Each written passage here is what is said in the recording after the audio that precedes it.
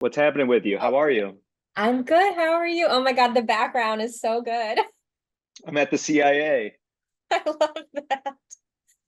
Oh, that's fantastic. Thanks for doing Yeah, this. no problem. Yeah, I this is what I do. I'm a freelance CIA agent. Oh my God, I love it. Where are you actually? Just at home? Yeah, but that's not interesting or fun, you No, know? it's not. No. Well, Yeah. I So no, mean, I'm in DC, hell kind of yeah. getting ready for the election in November, and I'm just putting in putting in my freelance hours before I send them an invoice, and it's I always send the CIA like net 30 invoices, but they never pay on time. It's nonsense. Government red tape. I'm not surprised. You get it. How are you? I'm doing well. I'm aggressively petting my dog with my left hand so he doesn't start barking. What kind of pup you got? Tell me everything. Oh, I got a Pomeranian. I'll show you. Yeah. Yeah, let me see the little one. Oh. He's just a cloud. There's a dog in all this fur somewhere. Somewhere. I Yeah. see two beady eyes, and that's about it. What'd He's a you good name him? boy, but sometimes he'll hear like a helicopter or a neighbor walking by because my window faces the courtyard and it'll set him off. So I have to like kind of distract him. He's protective. He's very protective. That's awesome. Are you a pet guy? Yeah, I would love to have an animal. You know, when I listened to the episode with Omid and he was talking about just getting his dog, and I heard you two talking all about it, and I was like, I'm more of a cat person because being on tour and being on the road so much, I think a cat would be better suited because I could leave for a weekend and not stress about it. But even that I haven't pulled the trigger on. My girlfriend has a cat named Giles. It's a perfect little black cat, so I get my fill with Giles. But I kind of want my own. I want my own animal. I want my own relationship with it. I understand that my roommate has a black cat actually, and she's very cute, very friendly. And her and Monty have like a little relationship of their own, which I've never run into a cat dog relationship like theirs. I mean, they play, like mutually play. It's not just him bothering the cat or vice versa. Dang, that sounds great. You have like a little community there every time you come home. Yeah, and I never get sick of watching them interact because my brain just constantly is like, oh my God, do they know that they're not the same species? Like, what is their level of awareness about this is not like me, or is this another pet, or is this like an authoritative figure over me in this household? So I just wish I understood from their viewpoint what they think of each other, because the way they interact, I'm like, do you guys love each other, or are you just like, well, we're both animals coexisting, so let's make it work? So true. Oh, that's interesting. You make me think about how like animals are notorious for segregation. Like humans try and all get along and all we all try and mix regardless of like anything because we're all the human race. But like there was that donkey that recently like ran away from the farm and started being hanging out with like hyenas or something. And it's like that's such a novelty because they really keep to their own, animals do. So having a dog and a cat that get along is very unexpected, I guess. It is, and there's no obvious hierarchy. It's like I understand in the wild when you have an animal that, let's say, is like more predatory or higher up in the food chain, but cats and dogs are pretty much at the same level, so they don't have that issue to worry about. Do you like this cat? I do, and I typically am more of a dog person because I think cats are more reserved, but she's not. She's very active. She loves to get pets, and she's not one of these cats that will like turn around and snap at you, because I think some of my hesitancy with cats is because I've met so many cats where I'm just like petting them and then without warning they just turn on me. So I'm like, all right, fuck you too then. Yeah. Yeah, you like unconditional love. You like I the idea do. of like me, I'm good enough just as me and you can love me for exactly who I am. Absolutely. And while it is so much more of a responsibility to have a dog just because of the commitment and the walking and everything, there's no substitute for getting them outside multiple times a day. But at the same time, this is my second dog. I've had a dog my whole adult life. So I don't know what it's like to not have that scheduling in place. And then there's that whole I don't know if you're like a Huberman subscriber, if you do like all the health kind of what do they call them? Just like the cheat codes that people prescribe where it's like go outside and get daylight first thing in the morning and it's good for your circadian rhythm and it's good for your sleep. And because I have a dog, I've never not been outside first thing in the morning. And I don't know if it's like a chicken or an egg situation, but I've never had sleep issues. Wow. I don't know what Huberman is, but I love the idea that like a secret code is going outside. Like, what a novel, crazy thing to go get sunlight. Are we gatekeeping the sun? Is that's what has happened since the pandemic and we do this hangover Zoom, you and I? Like, is the cheat code the sun and people don't know about it anymore? Apparently, he's like a neuroscientist Oh, it's a guy. podcasting like health influencer bro, but he's actually a legit scientist. So he kind of makes all these Well, then research. I'm a scientist too. Sorry, but Yeah, like, hey, go outside, drink water, get 8 hours of sleep, yeah. shower, make your bed. Am I nailing it as a doctor right now? You're crushing it, but what's wild is it seems so obvious to you and I, but there's so many people who actually don't adhere to the most simple of things to make their own lives better. They eat like shit, they sleep in late, they drink every day, and then they wonder why they feel like shit every day. Yeah. Oh man. Yeah, your car doesn't run on sugar. Like you can't put sugar in your gas tank and expect it to run at maximum efficiency. So, That's obvious to me and that's obvious to you, but there's a lot of people walking around like, nah, I didn't see it, I didn't hear it, don't even tell me. I can't believe that's like a market for. Well, I guess it used to be Dr. Drew, and then he went a little crazy and started monetizing people's addictions through reality TV. And then when they would relapse, it would be glorified by selling truck ads in between their relapsing, and he would profit off of that. So he kind of lost his steam as a doctor. So now we have like a new regime of celebrity doctors who are just trying to get you to, drink 8 glasses of water a day. And that's novel. I love that. Okay, cool. Let's Me get back on too. track. I'm Yeah, and about it. I don't know anything about him, but I appreciate the gesture. the hilarious cultural moment with him with Andrew Huberman too is that he recently went through an attempted cancellation because he apparently was like dating a handful of women simultaneously. And one of his scorned exes decided to go to the New Yorker about it and be like, well, he's a piece of shit and he doesn't deserve a platform because he wasn't dating me exclusively. Interesting. How did he handle that? Initially, he didn't. He just kept pumping out episodes and not addressing it. And then eventually, I did see that he released a statement saying, hey, I was never exclusive with this woman. She's scorned. She's actually under investigation by the FBI for some other irrelevant things. And I think she's trying to throw me under the bus to get the attention off of herself and what's going on in her life. Whoa. I'm surprised I didn't hear about that being in the CIA. I guess I'm not up as many levels as I thought I was. So good to know where I'm at. Okay. Huh. CIA is secretly my dream job, a job that I know I would never be qualified for or be accepted into, but I love the idea of being an investigator. Same. Like I remember seeing Men in Black in the theaters and not realizing that it was just like a wild propaganda film to be a part of the CIA and FBI. But at the same time, I was like, yo, if this is what I get to do, sign me up. I'll go to basic training if I can end up shooting aliens and not shooting or in shooting young girls who are holding advanced textbooks. Like, I'll do all that shit. I would love to actually get the male perspective on this because it's like pretty well established that women love to creep around and that we turn into little investigators, especially when we're dating and when we have like ex-boyfriends. It's this cliche thing where a woman loves to just research him on the internet. Is it the same for guys? Are you guys also like looking into us?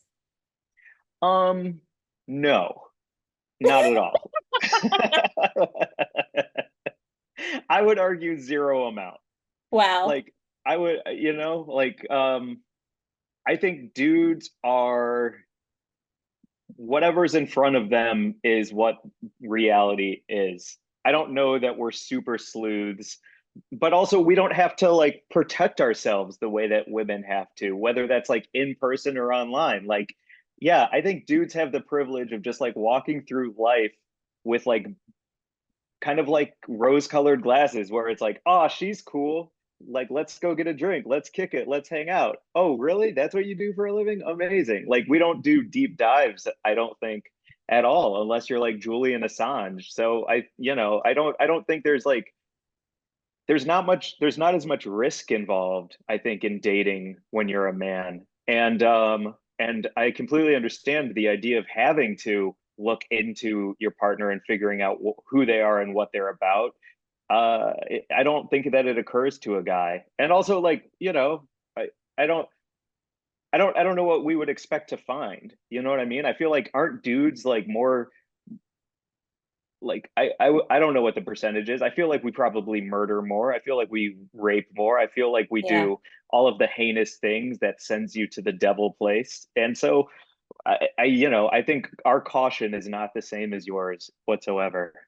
Good, thank you. That was such like a sound and reasonable and logical explanation for that, and also very freeing. So does that also mean like dudes don't even scroll to the end of a girl's Instagram to see like what her first posts are? Yo, I just did that a week ago. That's so funny. That's so funny. Are you kidding me? I was laying in bed on like 5 milligram edible, just like rotting in my bed at night. And I was scrolling my girlfriend's Instagram and I was like, ooh, 700 pictures. Like I wonder, where this begins. And I'm all the way down in like 2013, 2012. I'm seeing baby pictures. I'm seeing pictures of her on stage as a little kid playing an alligator in a, play on it was, and I felt like a creep. And then I was about to fave her first picture and leave Oh a no. comment. And I was like, no, no, no, dude. No, no, no. Shut it down. Put the phone down. That ain't the move. So yeah, I just recently did that and it felt creepy. See, we do that like before a first day. If I can find an Instagram, not only am I scrolling to the bottom of the Instagram, I'm going to all the photos you're tagged in and I'm looking through those too. I'm looking through who you're following. I'm looking at who's liking your recent posts. And that's just the tip of the iceberg because there's girls that have more resources and more time than I have that go deeper down the rabbit hole, and it's insane what they can find. Are you hiring private investigators before you go get coffee at Alfred? What are you doing? I mean, some women are, and that's where that kind of dream job scenario comes from, where I'm like, oh, it looks. I have this very romantic idea about being a private investigator, even though it's probably number one, way more boring than what I think it is. Number two, just like it would just be depressing, I think. Like you're finding people that are cheating on their spouses, and then you have to break the news to somebody, and like that's an awful, awful job. So I have a statement and then I have a question, Your Honor. The I did a stand-up show with Ice from American Gladiators. Her name is Ice, and we hit it off. We talked about weed. We followed each other.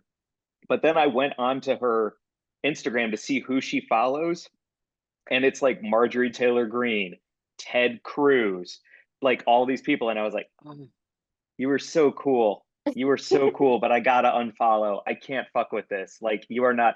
Is that like, to me, that was a red flag of friendship between me and Ice from American Gladiators? Is that a red flag? Like, are those the kind of red flags that you're looking for through, like your own like deep dive and your friend's deep dive? Oh, 100%. I typically don't do it to my friends. I'm way more trusting in friendships, and I don't really look so much at history and online profiles with that. It's mostly when there's like a romantic interest.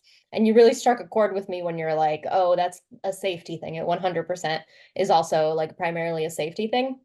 But it's definitely a red flag when I go to a man's profile and he's following nothing but like Instagram models, and he's all over their pages and he's leaving fire emojis on their stuff. And it just kind of, I don't know, it gives me a sense of, oh, maybe you're kind of shallow. Maybe you're just like not like pussy hound because that's gross, but you know, you just don't really want someone who's super wrapped up in like superficial stuff because Instagram can just get really icky. And I wouldn't want to be like, this is my boyfriend. He's loving these bikini pics of other girls that he's never met and leaving them fire emojis. I just wouldn't want to like introduce you to my family if you're that kind of person. Yeah, he writes stunning Yes. underneath every single person's feed. It's phenomenal. I can't wait for you to meet him. That, that's so, what do dudes expect to get out of that when you're like on like Alexis Texas's Instagram page and giving fire emojis under that or being like need you like what do you think dudes get out of the like comment interaction that is so one-sided with these like professional models and business people? It's a great question. It's not that I don't understand the following them because there are a couple of male equivalent, like just hot men who I follow, but I don't Ooh, comment on their things. who? I don't want to guess. I want to hear. Who do you like? Who's your Um, type of I it's so hunk? funny because now I'm in my 30s and I'm older than some of these guys, so that starts to feel gross. But there's this like fitness influencer named just Stephen Kelly, and he's like, I'm looking him up. look him up. Yeah, he's a stunning specimen. He looks like a young Henry Cavill. Oh, that's a real hunk. I mean, Like that's my that dude's number an one. alien. Yeah, Steven Keller? Kelly. Kelly. He'll come right up. Oh, this is good God. Holy smokes. Yeah. Yep. Yep. I get it. I get it. So it's not like I don't, Absolutely. I follow him, but I don't leave fire emojis on his profile.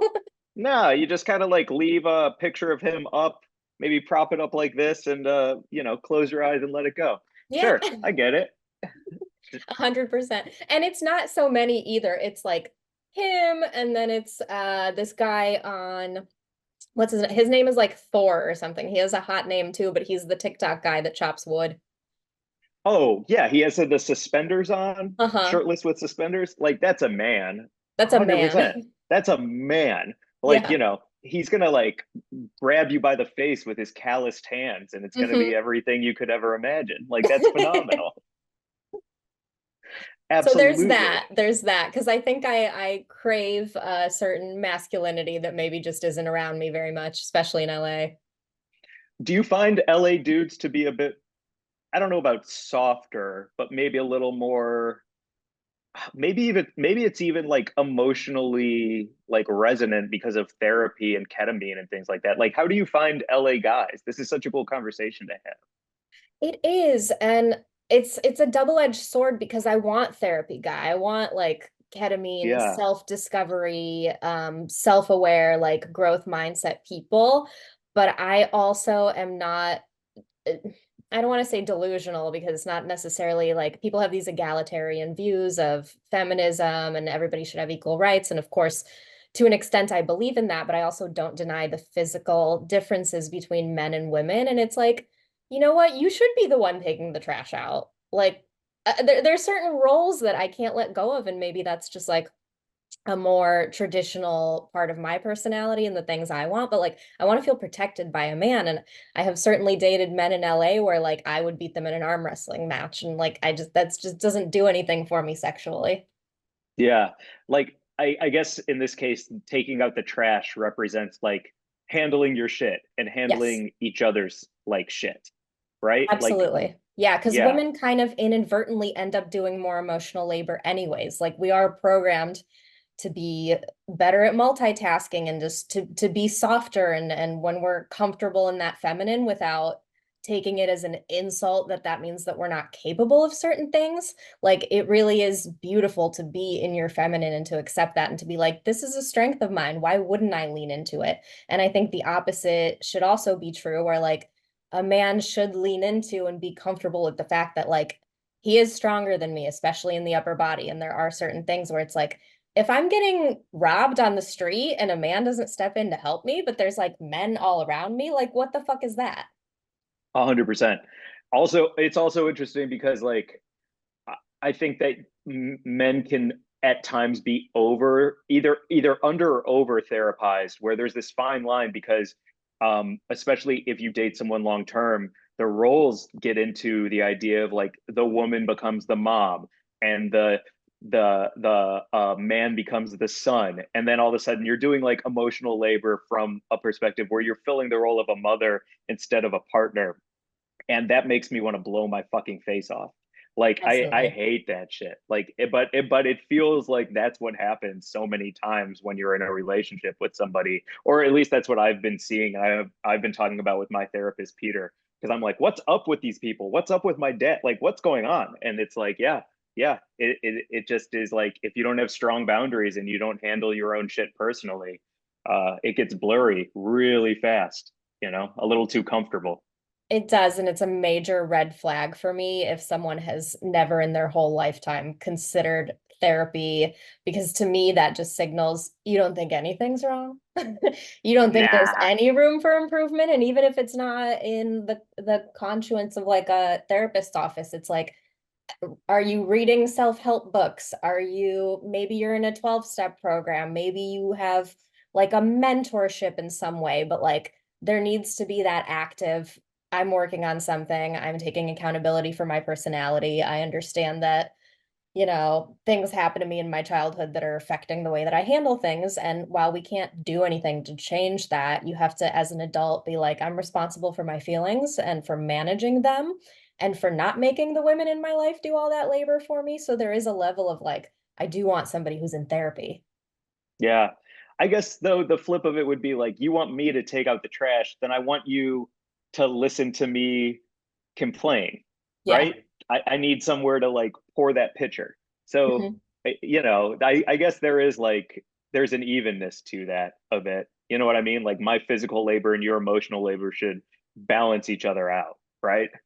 Yeah, they absolutely should. And balance is the key thing. And it, like, some days maybe I'm gonna step more into the quote unquote traditional manly roles. And maybe some days you're gonna be the one who's like holding me up emotionally if I'm not processing something in a healthy way. Like there can be that fluidity and that back and forth. And obviously it's dependent on the person and the situation, but like it's also okay to fall into certain gender roles because like we are biologically different. Yeah. I do you believe hunter gatherer? Do you believe that's a thing? Or not hunter or do you know what I'm saying? Like the dude is I supposed do. to drag the antelope back Yeah, and I do believe in that because I'm obsessed with like what do they call it? Like evolutionary psychology type things, and I'm so sure. obsessed with where the line is between lizard brain programming in humans versus conscious decision making, which is only what they say like 10% of our brain. So I'm very curious how that kind of thing impacts us, like the whole, oh, people are afraid to get on stage because back in the day, if you were public speaking, it was because you were like pleading your case in front of your tribe for why you shouldn't be banned from the tribe and left to die. Like there's these primitive things that humans were doing for tens of thousands of years before we became the society we are today. Like anxious people uh exist because you had to be anxious. Like if you weren't anxious, a lion was going to jump out of a bush and eat you, and that was that. So the anxious people survived and passed those anxious genetics on. And it's good to have some of that so that you're not walking through the world unaware of hazards, but you also can't be too anxious, right? So there's that thing of like understanding that there's certain impulses. Everyone's hungry, everyone gets sleepy, everyone wants love, everyone needs shelter. There's all these things that, like, because we're animals, are there and push our behavior. But where's the line, right? Yeah. Especially when stressors of life become unmanageable and that lizard brain overtakes your kind of like conscious mask of however you try and go through the day to day. Like that's when I think like people do murder, and I think that's when people do get into fights, and I think that's when like violence occurs, and you know people are like, whatever the idea of a Karen is, or whatever the idea of like, all of those things are. I feel like that comes from ultimate stress and the lizard brain just taking over. It is. It's fight or flight, or freeze, right? It's like, oh, Yeah. probably a Karen, even though, yeah, that's completely unacceptable behavior. I can almost understand why some people who are not as in touch with their like EQ are probably traumatized and probably falling into that fight or flight pattern and just reacting from a place of such unconsciousness that that's where that behavior comes from. And like, yes, they should be held accountable, but like I can understand why that means there needs to be like a bigger picture of what's really wrong with this person, what kind of treatment might actually help this person. Yeah. You make me think about how like sometimes Jordan Peterson will come across like my TikTok or my Instagram reels, and I have a couple problems with him. Firstly, it's the way that he uses language, I think, is a little bit manipulative when he talks about terror and he talks about like the horrors of man. Like he uses this very like biblical apocalyptic language that I don't think fits um human existence anymore. Uh, but even more so, I think that like I think people like him create even more difficulties for men because now I'm thinking of things in a more aggressive, violent framework about how the world around me is and how the world around me is against me and how difficult, like he sets me up to think that it's difficult to be a man because of the terrors and horrors of the world. And I just feel like that is like a viewpoint that actually makes it harder on me than it truly is. And I have a couple problems with that, but at the same time, you know, it's working, and you know, dudes be duding out here, so it's real tricky. It's real tricky, you know.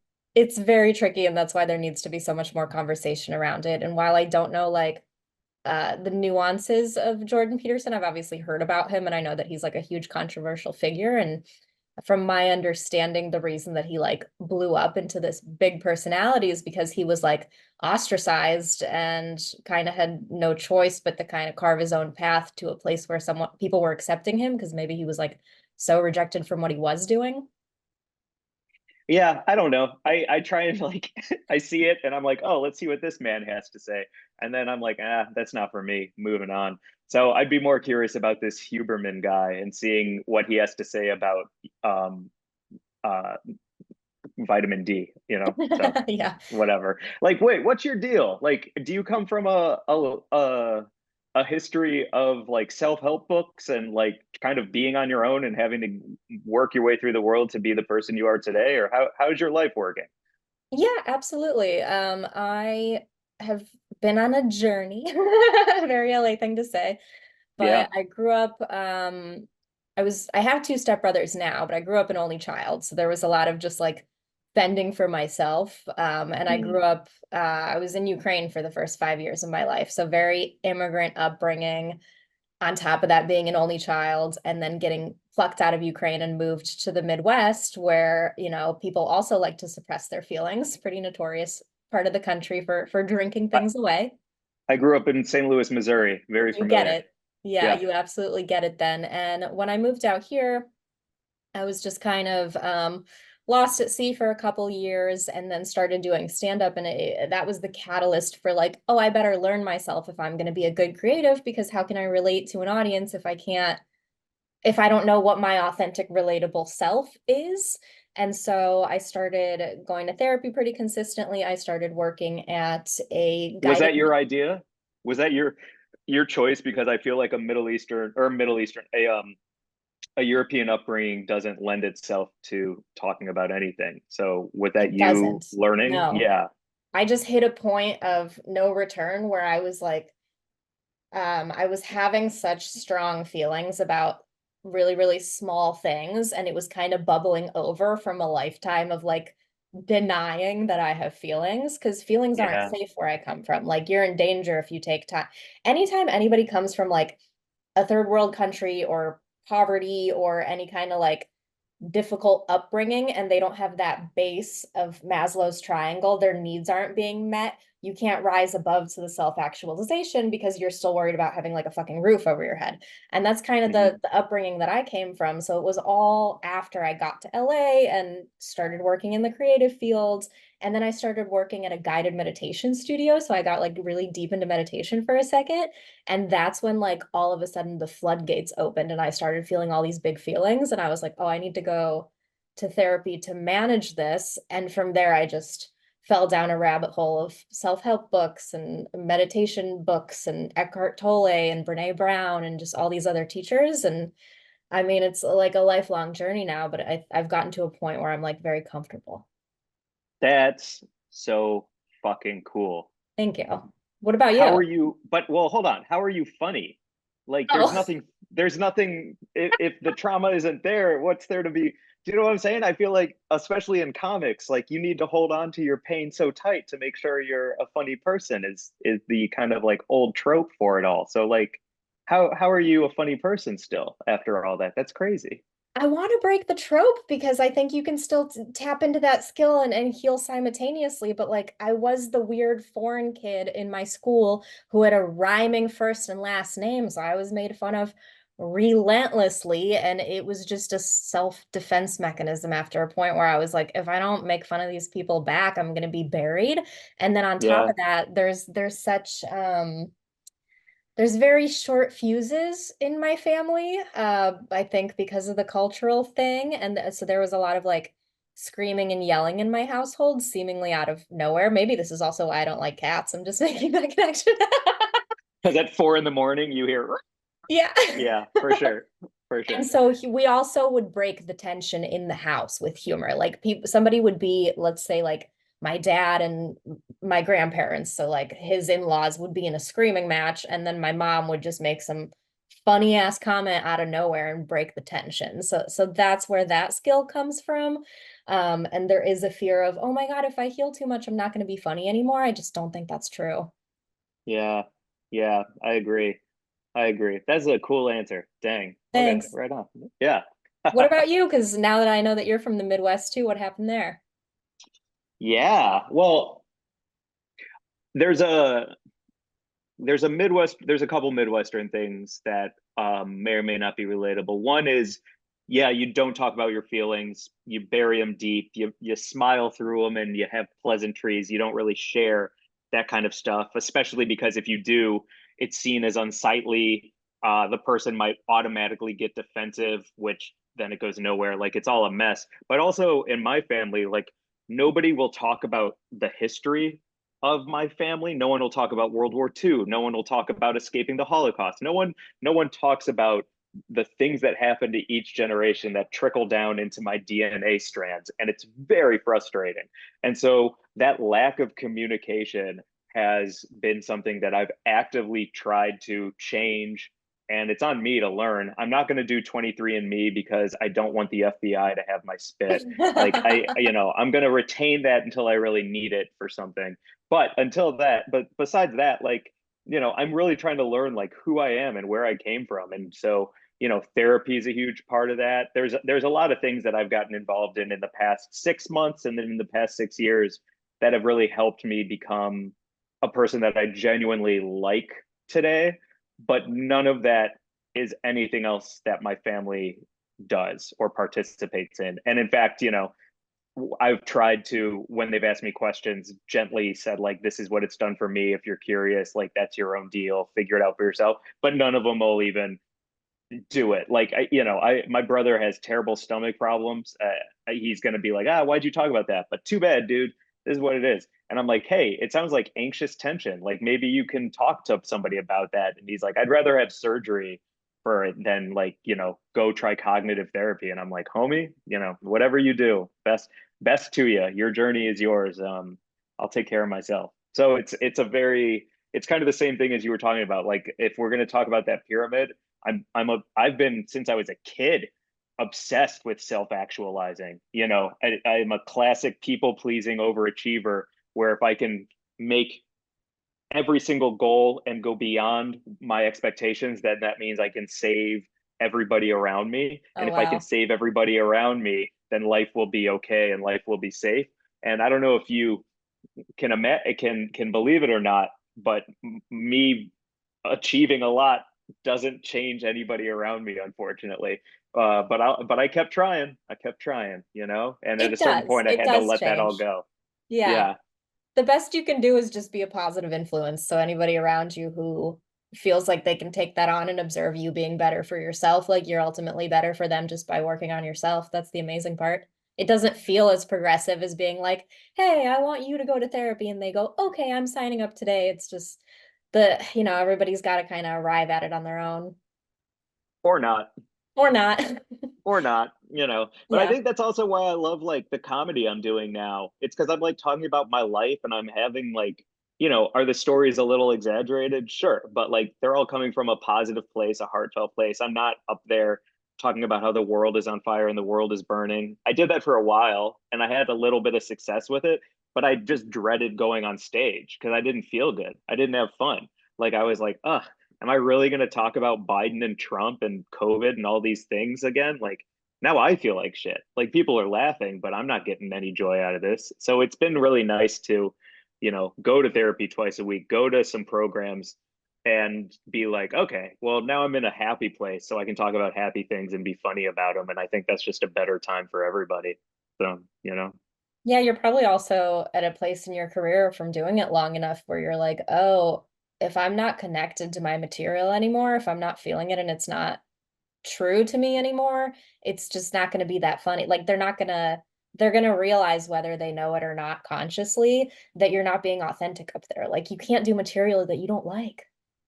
yes, but I'm also a judgy motherfucker. So when I see other people doing jokes where I'm like, oh, really? That's your joke about that? And there's like no emotional connection, there's no truth to it, but it works. I'm like, hack, that's shit.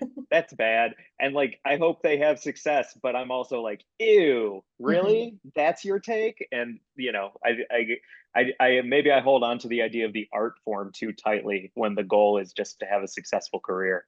But I'm a little bit too hard on myself where sometimes I'll like have a joke about all natural deodorant not working, and I'm like, it's not good enough. It's hack bullshit. And then I'll see somebody else do it on Comedy Central and be like, okay, well, maybe loosen up on the reins a little bit, you know. It's funny that you say that because I'll show you. I have a post-it note. I'm recording this at my desk, and I have this post-it note on here that says, "All that matters is the craft." Because I have Mm. spent all this time irritated at myself for pumping energy into like the outcome of all this stuff, like everything career stuff. When you look at it from the business side, it's all outcome. Like, oh, maybe I really love this joke and I'm going to publish it and it's one of my favorites and it was so fun to record, blah, blah, blah. But then it like doesn't go viral, doesn't get that many views, doesn't get me any new followers. And then I'm like feeling bad about this joke. And it's like, no, I love it. I need to remember that I love it and just absolutely cut my attachment off right there before I start like putting value in the outcome because the putting value in the outcome thing has only made me miserable over the last couple of years. Yeah, especially when it's a one-sided conversation. Like you put something online and whether it goes viral or whether it sits at 1,000 views, it's a one-sided conversation. Like there's no rhyme or reason. There's no algorithm understand. Like you can do all the things in the world and then the next day Instagram's going to be like, actually, this is our new Instagram algorithm model. And you're like, oh, word, I got to start from scratch again. You gaslighting motherfuckers. You goddamn pieces. Like, there's no rhyme or reason to any of it. So it's like, I don't know. Caring about it is a fool's journey because Mhm. ultimately, like, you're going to be set up for failure because you don't even know what the right answers are. You can just hopefully find your audience. And if they find you and you find them, then great. Otherwise, like, fuck you, Zuckerberg. What are we talking about? You know? Yeah. It's really Yeah. amazing what how it's changed. Like, I don't know about you, but I started in late 2014 and back when I started it was like every panel that I went to, every podcast that I listened to, everyone was like, just get really good, just get really funny. The cream rises to the top, blah, blah, blah. Oh, you'll get a Conan set and then you'll get a Comedy Central half hour and then someone will take you on the road and then you'll graduate to headliner, da, da, da, da, da. And that was like, quote unquote, the path. And that has changed so much, especially post pandemic, where it's like, if you don't have a following and you can't sell tickets, you will never headline. Like it just wasn't that when I started. And so I'm having to like readjust all of my systems to now fit this new model. And it's so frustrating. And I'm like, how can I refocus my energy and attention so that I'm not constantly like sidelined by this fucking frustration? Yeah, but regardless of all of the pivots with like within what needs to be done for us to have success, we're still doing the work, so we're going to get better one way or Yeah. another, so the like silver lining is we're gonna get really good regardless of if it's like, oh, now we need 1 million on TikTok, now we need over 100,000. We're still doing the work and doing the sets and getting really good. So that part, when we do headline and when we are out there, thank God we'll be ready so that we're not doing like 10 minutes and then it's like, uh-oh, this is going bad. All right, Yeah. everyone, we're going to go do the meet and greet. And it's going to be a 2 hour meet and greet because we're really bad at stand up. You know what I'm saying? Like, I saw that shit as soon as TikTok and Vine and all that shit popped up. And I was working the door at the Hollywood Improv. And no, it must have been after that. I don't know. The point is they would be like all these like people who would come sell out like a Sunday afternoon 4 o'clock show packed with people. They'd go on stage, everyone would lose their minds. Cut to 10 minutes later, it's silent. They're bombing, they're sweating. Their parents are like, turn the lights off, turn the light. Like, it's a chaos. And they're like, all right, time for photos and autographs. And, that's because they aren't good at stand up. So at least we're getting good while we're like heading in the right direction. Yeah, that's true. That's a valid point. I got to remember that. And also that story gives me what's the German word, like Schadenfreude, where I'm like Yeah. happy at the misery of people who shouldn't be headlining and it got Yeah, not for going sure. well.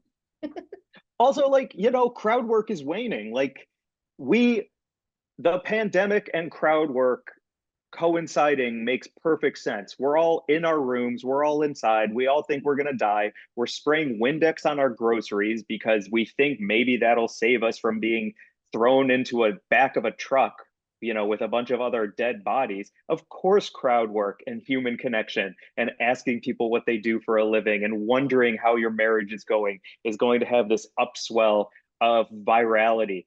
It only makes sense. But now we're out here, no one's vaccinated, we're not wearing masks, we all love Trump.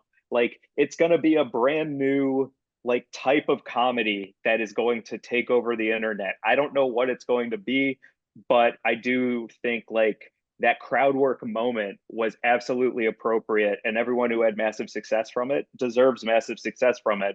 I don't know what's coming next, but it will. But crowd work is on its way out because we're all back to hanging out together, and so it's kind of interesting to try and think about what that's going to be and try and write towards those things to be able to be a part of that next explosion. You're so right. I never drew that parallel that crowd work came simultaneously as people being starved for human connection. But yeah, that's those line up perfectly. It's yeah, it's stand up is like I one of my favorite comedians of all time.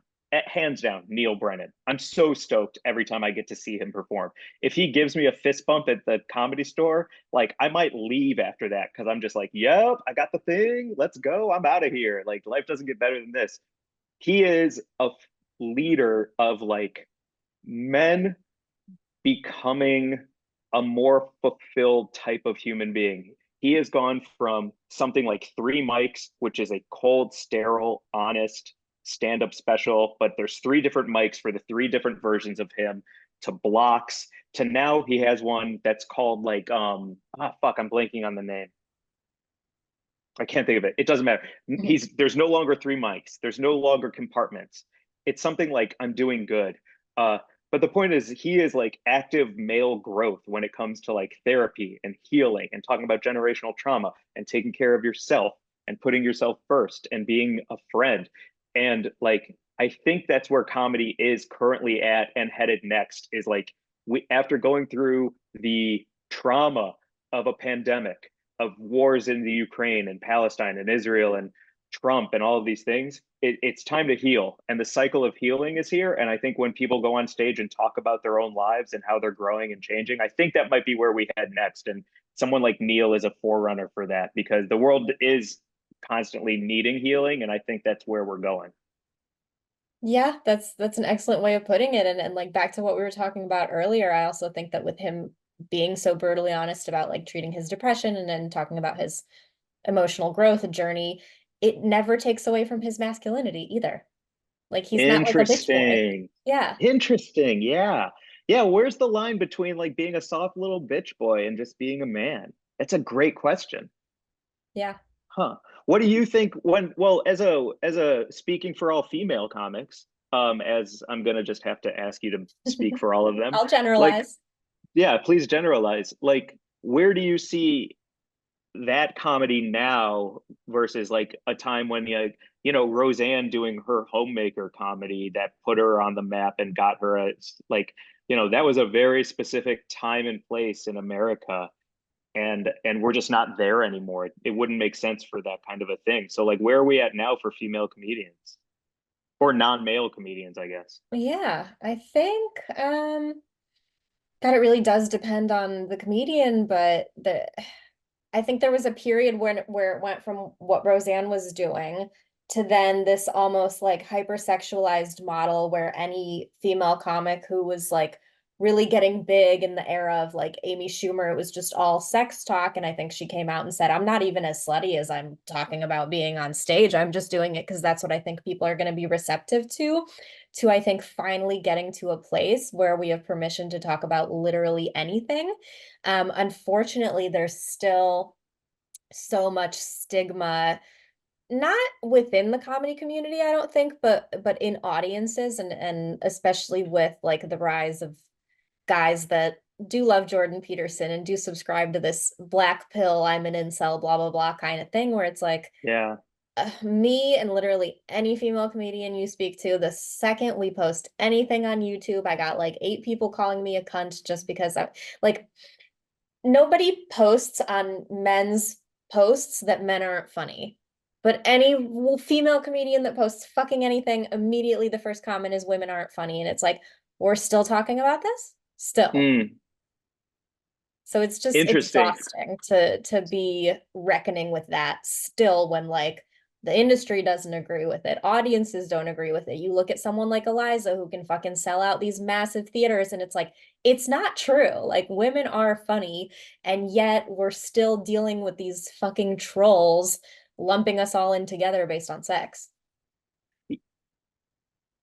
Yeah, but Eliza did come for all women comedians and say, like, I'm the only one who's not doing hack material about, I can't remember exactly what she said. And then all these people came for her and shared a bunch of her clips where she was doing that exact material. So, Yeah, maybe you she's a know, bad example, but just as far as someone who can like sell, like Sarah Silverman, she can sell out a huge venue. And I don't know, I haven't seen enough of her material to be like, oh, it's all sexual or it's not. She's someone who's also like stood the test of time as a comedian.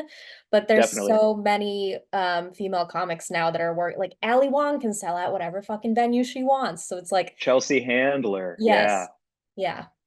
I feel like that was a big problem. Chelsea Handler, I can't remember if it was last year or a year before, she did a it's called Evolution, and it was a special outside. She was wearing a jumpsuit and white sneakers, I think I remember, and it was the best special of the year, hands down. I think it was better than Baby J from Mulaney, even though there was all this press around him, and like, of course, it was a great special and it was vulnerable and honest. But like, yo, Chelsea Handler, I think it's Evolution special of the year, hands down. Yeah. I hadn't seen it Yeah. and now I have to. I don't know why I dismissed it. Oh, it's about her being in her 50s, not having kids, society telling her she needs to have kids, otherwise she's not a complete woman. Like, it's fascinating. It's really funny. I do love her TikTok. I see it come up for me all the time. And that is like a lot of her TikTok is being like, look how wonderful my life is childless. And I'm glad someone has decided to take up arms in that battle because that is like a constant thing that women are still being really criticized for. And I don't understand why. Everyone's like, you're so selfish if you don't want kids. And I'm like, explain that to me. And no one can explain it in a way that's palatable. Well, I mean, my girlfriend's the first person I've ever actually considered having kids with. Until her and I met, I was like, absolutely not. I'm a mess. I'm going to fuck up that kid the way I'm fucked up. I don't feel good about, I haven't found a person that I would trust. Like the whole thing is, it ain't it. And so I don't know. It's kids is like, and I also see a lot of our friends in stand up who have kids, and all of a sudden they work twice as hard. They're like their life is exploding, but they're also on the road, so they're not able to see their kid as much as that kid becomes, 1 years old, 2 years old, 3 year old. Like it's interesting to be a comic and consider kids. I would have one with her name's Tina. I don't know why I don't say her name. Her name's Tina. She's great. I love her. She's amazing. But yeah, like, being an artist and considering kids is a really interesting like concept. I think it can either like destroy your career or it can make your career flourish. And it's bigger than your career, but we're pretty career obsessed people. So, I want to give a kid the best life it possibly can have and not fuck it up the way that I feel fucked up. And that's how everyone should go into parenting, honestly. Everyone I'm should have coming that for you, mindset. Huberman. I don't know you, but I'm coming for you. I'm taking the spot. Yeah, from what I understand, I mean, I keep seeing like I follow Whitney Cummings and all she does is post like her and her baby and her like explosive amount of tour dates. And it's like, okay, so Hmm. it can be done. Yeah. Do you want kids if you find the right person? Or if not, do you want a kid at all? I've always been vehemently against it, and I changed my mind just a couple of months ago because my nephew was born. And that just Mm. shifted everything for me to the point where I'm now planning on like freezing eggs just in case. And I'm at this place where like I certainly would don't want kids bad enough to do it myself. I am not interested in, oh, I need to be a mother so desperately. I'm going to go to a sperm bank. This, and not that there's anything wrong with that. If that is your journey, like by all means, do what you want to do. I also know that kids should be like a fuck yes and not a maybe. So if Mm. I'm on the fence about it, then that's a resounding no. But a lot of it has been that I've never had a partner who has motivated me to have kids. I've never dated a man and been like, yeah, I want to have kids with you. So that's also a huge problem. So I kind of leave it as this open-ended thing where, like, if I'm with the right person in the right situation and we're financially well enough off to take care of a child, I'm absolutely open to it. When Tina and I met, she was in the process of freezing her eggs. So off this, if you have any questions, I'm not an expert, but I learned a lot in the past handful of months. So let me know if I can steer you in the right direction at all. Yeah, that's amazing. I know a few people who've done it now, and I still have a few more years. Hopeful. I just turned 35, so I'm still a few years away from it like becoming a dire thing of like I need to have a plan B in place. But even I would also totally adopt. I don't think that my genetics are so fucking special that it has to be mine. Yeah. I don't know. There's something cool about growing a new root on the family tree, you know? There is, but I'm not like, I don't know, I don't yearn for that. The way that I would yearn for a child would be of like having a thing to take care of and love and nurture, as opposed to oh having a thing with my genetics that I need to grow and nurture. I'm not like as attached to the biology part of it. Yeah, that makes sense. I think like I like the color of my eyes. So as long as my kid has my eye color, I'm good with it. That'd be about it. Yeah. And I'd like if they're left-handed like I am. I think being lefty is pretty cool. Is that genetic? Huh, it has to be, right? I don't know. Like, or how else would it, you think it's like a nurture thing? Like my parents kept putting things into my left hand and swayed me that way with my neural pathways? Oh, I don't know. I know it's only what like 10% of people are left-handed. Ooh, you just made me the most insufferable human being on earth now that I know that fact. Ooh, I'm going to be quoting that everywhere. Everyone's going to be knowing that from me. Whenever I pick up a pen and they're like, oh, you're left handed, I'm going to be like, oh, well, yeah, me and only 10% of the population, actually. Oh, setting me up for success. Thank you. Of course, that's a good question. I've just never considered if it was like passed down or not, or maybe it is a matter of like your parents just kept shoving things in your left hand and you're like, I guess this is it. Yeah, I don't know. I used to think about how, like, if I would dump Gatorade on my child, maybe he'd become like a successful head coach, but I'm not sure if there's a correlation there or not. That's how you manifest coaching on him. Uh-huh, exactly. I just pour a little bit of Gatorade on the soft spot, every Here's so where often. maybe it is, maybe you are just born with it, because I'm right-handed, but I surf goofy-footed, so I don't know if that's like if that's related at all, but like my instinct is left foot forward. Or no, right foot Mm. forward. When did you start surfing? Pandemic hobby. Really? And you just Yeah. naturally fell into goofy style. Hmm. I wonder what that is. Do you kick with your left foot? Like if you were to kick a soccer ball? Like are you lefty from the waist down? I think I am. That's Which is interesting. so funny. I've never considered, and now I'm trying to think of when's the last time I even like kicked a ball, but because kind of the only reference that I have for it is surfing. Yeah, sure. That's I don't know anything about that. I've never tried surfing, but the idea that like your brain works better in the opposite of your hands, or your brain works better with your legs in the opposite of your hands is like kind of cool. Yeah, it might be like a Chernobyl thing. I don't know. That could be too. Yeah, that could be too. Ask your parents about that. How close were you to the blast and the melt? Yeah, right. Yeah. How do you feel about all of that? Like my only experience with Eastern European parents are when they cut in front of me at Nordstrom's because they're like very pushy and they pretend to ask a question about a price, but then they end up being like, "Well, I'm just going to check out." And I'm like, "I know that move." Like I feel like they're very pushy people and kind of a selfish, like hard-nosed, humorless has been my experience thus far with my interactions with them. Yeah, that's not inaccurate. The only thing I'll say in defense of those people is that they're so used to being in survival mode all the time. Just with the upbringing in the background is, I think a lot of them, especially if they're older than our generation, are probably so stuck in their ways with that. Just based on what I've Yeah. observed with my parents and the parents of other immigrant kids that I know, especially like Eastern Bloc people. It's very much that. It's very much like they value intelligence above all. Like if you were a kid growing up in an Eastern Bloc family and you do something that's deemed stupid or you say something that's deemed stupid, that's going to be the thing that gets you like verbally abused. Like Yeah. they hate stupidity so much. So to them, they're like, "Oh, you're just going to wait in line instead of cutting? That's fucking stupid." Like that's the mentality that it is. And there's also this like shortcut kind of MacGyver things attitude where they're if they can get away with shortcutting things, they will. And maybe it's I think it's just all coming from like such a place of lack.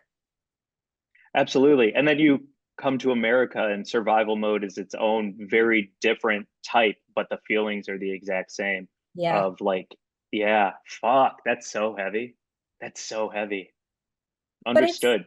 it's then it's very heavy, but it's also like, oh good, then I can at least try to have like compassion because I know that this is just a programming thing with them and then not to take it personally. Yeah, I mean, I did take it personal when she cut in front of me at Nordstrom's, but I also, I guess I can have a little bit of compassion that she needed that woven belt at that moment to move on with her life. So fine, fine, great. I mean, rude is rude. It's what are you gonna do? It's not worth your energy to like pick a fight with someone over 30 seconds of waiting in line. That's a very good point. Yeah, I'm getting better at that. I have a problem with micro injustices, Me and too. they send me to the moon. Like I incessantly talk about how Jones on Third told me there's no substitutions. So then I went online and ordered my sandwich online where they do allow substitutions, and then I had to make a reel about it, and I had to call them out. Like, and it's like, what am I doing with my energy? Come on, Yeah, come on. but it's fun. It's like fun to complain about that kind of stuff. It's very fun to be like, gotcha, when people are doing something that's just blatantly shitty. And It's so fun. it's so fun. And as long as it's fun, good, stay in it, do that. But the second it starts having a grasp on your energy in a way that is not productive or helpful for you, let it go. Agreed. I have a meeting about writing a script about being the gold medal roller hockey goalie for Team USA and not making it to the Olympics in 2 minutes. Okay, yeah, Um, let's wrap this up. All right, Mike Glazer, so good to have you. Please tell people where they can find you, any upcoming shows. Come hang out at the Comedy Store. That's where you and I met. Yeah, It's a great hang. I got a show there once a month. My Instagram is glazerboohoohoo. Everything's glazerboohoo. I used to be a lot sadder than I am now. Life is pretty good. good. Check out my girlfriend Tina at Tina Tazi. She created the show Is It Cake on Netflix, and now she's the head of development at Together, which is an amazing women's sports company. Everyone watches women's sports. And like and share and comment on all of your reels. Let's get you bumped up into that goddamn algorithm so that you can Yeah, start headlining and touring. You know what I'm saying? yeah. Yeah. Such a pleasure talking to you. Thank you for your time. A fucking great hang. Talk to you soon. Talk to you soon. Bye. Bye, everybody.